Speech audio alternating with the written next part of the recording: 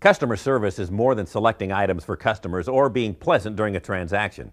Effective customer service also includes sharing your knowledge and experiences, ensuring that your customers complete their projects quickly, correctly, and safely. This month, we'll take a look at some of the more advanced plumbing and electrical projects and review some tips you can share with your customers to help make these types of projects successful. Let's start with plumbing. Faucets, because of the frequency of their use, are prone to leaks and drips. Most faucets are easy to fix, but you do need to find out two things before making any recommendations. First, what type of faucet the customer has, and second, where the leak is coming from.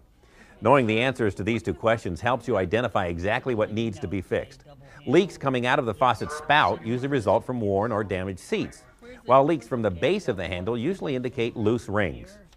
Regardless of the cause of the leak, your customer is going to have to disassemble parts of the faucet, which means after the problem is fixed, he's going to have to reassemble them.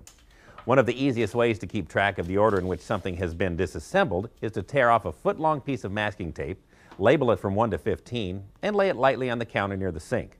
This way, as your customer is working, he can lay the parts out in the order in which he disassembled them. Then, when it comes time to reassemble the parts, he can just reverse the order. If the faucet being repaired has washers, your customer needs to replace the washer with an identical one. All washers have numbers on them to help make it easy to identify the right replacement size. But packages of assorted sized washers are also available. It's also a good idea to recommend that while he has the entire mechanism apart, he replace the O-ring, even if it isn't worn out. Instead of spending time trying to work the old O-ring off the valve, cut it off with a utility knife. Then roll the new O-ring down the stem and snap it into place. You might also suggest that the customer apply plumber's grease to the ring and to any other moving parts of the stem. This helps increase the longevity of the repairs. Before reassembling the stem, it's a good idea to check the valve seat. If it feels rough or pitted, it'll need to be replaced. But in some faucets, the valve seat can't be replaced, so it has to be repaired. Valve seats can be repaired by using a dressing tool, a little grinding wheel that smooths the seat. Another common faucet-related problem is when water runs slowly out of the tap. Usually the aerator is the culprit of this problem, and all it takes to fix it is to clean the aerator. You might want to suggest this quick fix to your customers to try before they take apart the entire aerator assembly. Fill up a plastic bag with white vinegar and then attach it to the faucet with a rubber band. Make sure that the aerator is fully immersed and keep the bag there overnight. This should clear up the problem. But if it doesn't, the entire aerator might need to be disassembled and cleaned or replaced. This same technique can be used for clogged shower heads as well.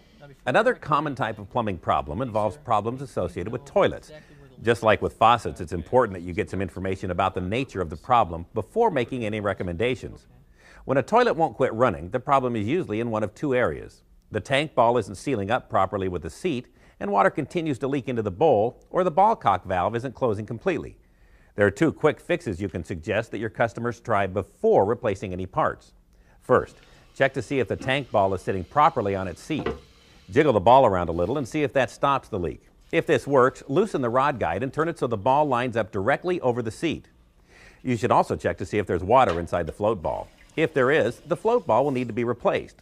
Now, when replacing the ball, you want to make sure that as you bend the float rod, you use two hands to prevent damaging the fill valve. If customers come in looking to replace an older float ball and ball cock system, this is a great opportunity to help them. Most of these older systems have been redesigned in ways that make them more reliable and more efficient. Just make sure that the customer has all of the items needed to completely replace the old system and install the new one. Now, let's turn our attention to electrical projects. Working with electricity can be a dangerous proposition, but by reinforcing common safety steps, you'll be sure your customers are safe when working with electricity. One of the most common safety tools your customers can use is something called a continuity tester. It's used to test to see if 2 points are connected by a continuous circuit. It sends a small current out on one prong. If the current comes back on the other probe, a tone will sound. For example, if I touch the two probes together, a tone sounds indicating a complete circuit. Continuity testers can be used to make sure that there's no electricity running to an electrical device before even taking the cover plate off.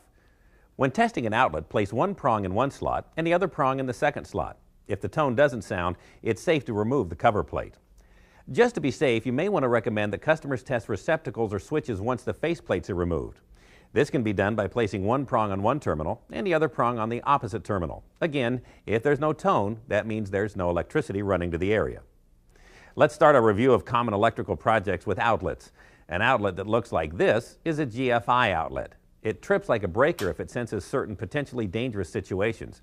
These are often required by code and are usually found in kitchens, bathrooms, and garages, anywhere someone can come in contact with water and electricity at the same time. As with any electrical application, you want to make sure that the power is turned off before starting to work on any project. To replace GFI outlets, it's important to make careful note of where the wires go and reattach them to the same terminals on the new outlet. It's also important to note that sometimes, if one GFI outlet supplies power to another outlet, there will be two sets of wires. Another common type of outlet, usually found in older homes, is a two-slot polarized receptacle. If a customer comes in wanting to replace one of these, you should recommend that she modernize it with a 3-hole grounding receptacle. But you can only do this if the outlet box itself is grounded. Your customer will have to check the existing outlet with a circuit tester. Touch one prong of the tester to the short slot and to the middle cover plate screw. If there's a tone, the outlet box is grounded and the outlet can be replaced with a 3-hole grounding receptacle. If the tester doesn't sound, the outlet box isn't grounded and should be replaced with a similar ungrounded receptacle. Let's assume the outlet box is grounded. When your customer opens up the receptacle box, she probably won't find a ground wire and will have to create one. Pigtails are an easy way to do this by simply connecting the wire to the metal box itself, which is part of the grounding system. What about light switches? There are 2-way, 3-way, and 4-way switches, and they all require different wiring techniques. The type of switch is dictated by the number of wires attached to it. 2 wires for 2-way, 3 wires for 3-way, and 4 wires for 4-way.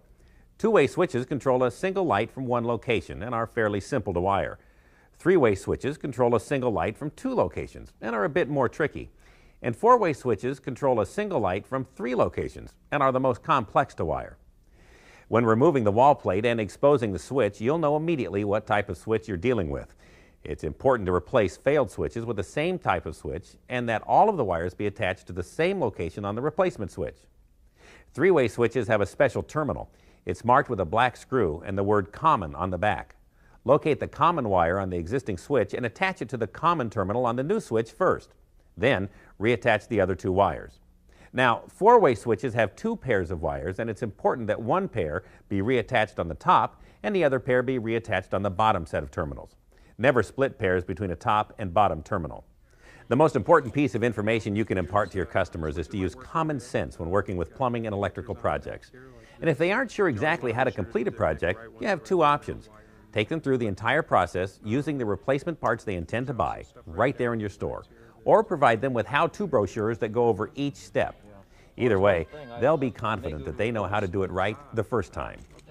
Given the complexity of plumbing and electrical projects, by freely sharing the knowledge you have, providing tricks of the trade and troubleshooting ideas, and by imparting important safety information, you'll ensure that your customers leave your store with everything, parts, tools, and knowledge needed for the successful completion of all their projects.